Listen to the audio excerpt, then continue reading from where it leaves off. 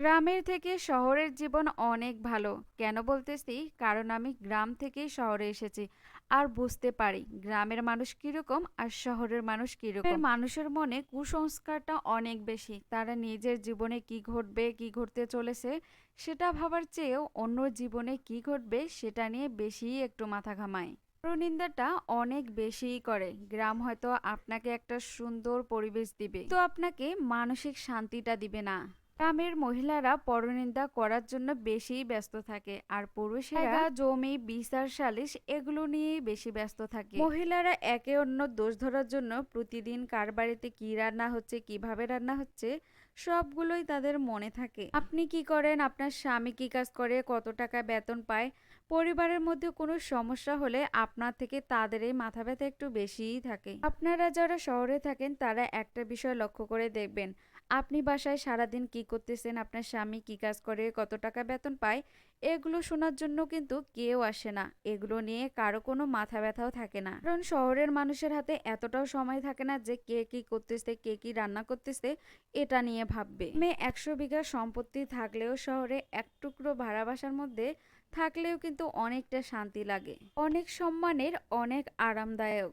গ্রামের মানুষ এতটাই টক্সিক যে তারা নিজের জীবনের চেয়েও অন্যর জীবন নিয়ে একটু বেশিই চিন্তা করে। আপনার চুল বড় কেন, হয়তো বা আপনার চুল ছোট কেন, আপনি এত লম্বা কেন, অনেকটা খাটো কেন, আপনি দেখতে এরকম কালো কেন, অনেক বয়স হয়ে গিয়েছে এখনো বিয়ে হচ্ছে না কেন, পড়াশোনা তো অনেক করলো তাহলে চাকরি বাকরি হচ্ছে না কেন, কি রকম পড়াশোনা করছে তার জন্য আবার চাকরি বাকরি হচ্ছে না, অনেকেই তো বড় বড় চাকরি করতেছে, কই অমুকের মেয়ে ছেলে তো কোনোই চাকরি বাকরি হচ্ছে না।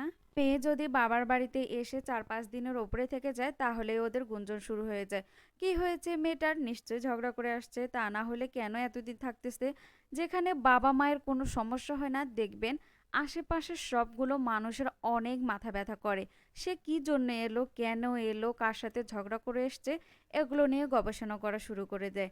যত সব আজগুবি প্রশ্ন শুরু করে। সবচেয়ে বড় পার্ট কি জানেন, এমন কোনো একটা বাড়ি নেই যেখানে জায়গা জমি নিয়ে বিরোধ নেই। প্রত্যেকটা বাড়িতে জায়গা জমি নিয়ে বিরোধ, মারামারি, ঝগড়া এসব যেন প্রতিদিনের তাদের রুটিন।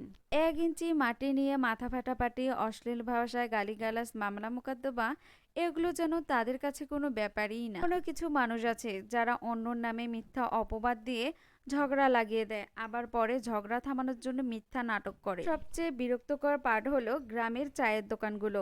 এখানে চায়ের চুমু দেওয়া শুরু হয় অন্যর গিপত দিয়ে।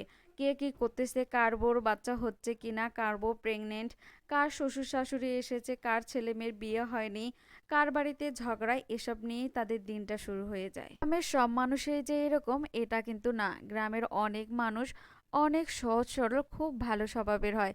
তারা সবাইকে খুব সহজে আপন করে নেয়, ভালোবাসে। তাদের এই দুর্বলতাকে ব্যবহার করে কিন্তু অনেক মানুষই তাদের সংসারেও অশান্তি শুরু করে দেয়। মেয়ে সন্তানদেরকে যদি একটা ভালো স্কুলে ভর্তি করে দেওয়া হয় তখন বলে ফকিন্নিদের বড়লোকি স্বভাব, এই স্কুলেই পড়াতে পারে না আবার বড়লোকি স্কুলে গেছে, কেমন লাগে বলুন তো।